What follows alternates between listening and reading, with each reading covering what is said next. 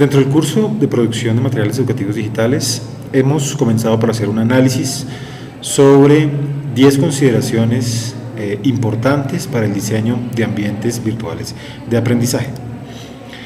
Vamos a iniciar por la primera consideración, que tiene que ver con lo virtual y la educación a distancia. ¿Es acaso esto un asunto de prestigio o realmente hay una diferenciación real entre estos dos conceptos? Lo primero que tendríamos que mirar para hacer una aproximación a esta pregunta es, bueno, ¿qué entendemos por ambientes virtuales de aprendizaje?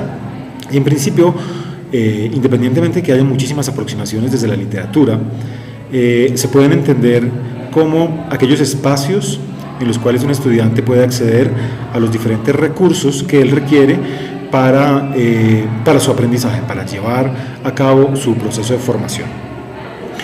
Dentro del ambiente virtual de aprendizaje, un estudiante debería tener acceso, entre otras cosas, a los contenidos disciplinares, es decir, al saber específico el cual se va a trabajar dentro del ambiente virtual, y esto aplica también a los materiales educativos digitales. Acceso a las herramientas de comunicación, ya sean sincrónicas o asincrónicas.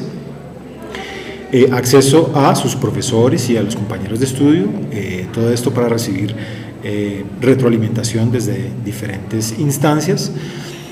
Y acceso a recursos que le permitan la gestión de su aprendizaje. Por una parte puede ser el acceso a las actividades de aprendizaje y por otro lado acceso a herramientas que le permitan hacer seguimiento a su proceso personal. Si un estudiante debería poder acceder por ejemplo, al registro del seguimiento de sus calificaciones, acceso a herramientas como portafolios o diarios de aprendizaje que le van a permitir al estudiante hacer un seguimiento de cómo va su proceso de aprendizaje. Bien, es entonces un ambiente virtual en términos de lo que acabamos de enunciar, igual a la educación a distancia. En principio, tal vez esta pregunta se resuelve si lo miramos desde dos puntos de vista distintos.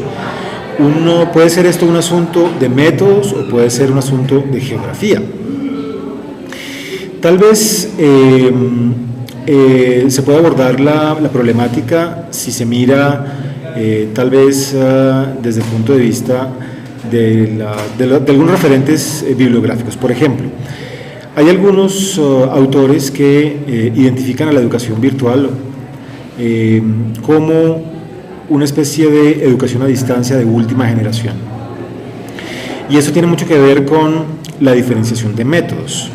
Es decir, si lo miramos desde el punto de vista de la geografía, un ambiente virtual de aprendizaje, un esquema basado en educación virtual, tiene los estudiantes ubicados geográficamente distantes entre sí o geográficamente distantes con respecto al profesor, y toda la mediación tecnológica que constituye el ambiente virtual pues es el medio, desde luego, a través para que el estudiante pueda acceder a los recursos y experimentar una cierta interacción con los componentes del curso, con profesor y estudiantes. Desde ese punto de vista de la posición geográfica, los ambientes virtuales de aprendizaje siguen siendo un concepto, o están enmarcados del concepto de educación a distancia. Los distintos actores del proceso educativo están apartados geográficamente, pero ya un asunto más desde la perspectiva de los métodos, las metodologías o los modelos sobre aprendizaje, los modelos pedagógicos, allí ya se empieza a encontrar una real diferencia, porque los modelos tradicionales de educación a distancia distan mucho de las aproximaciones que en este momento se están desarrollando dentro de los ambientes virtuales de aprendizaje. Eso no quiere decir que algunos ambientes virtuales de aprendizaje tengan todavía esquemas muy similares a los que hace 20 o 30 años estaban trabajando en los modelos de educación a distancia, por ejemplo, de primera generación.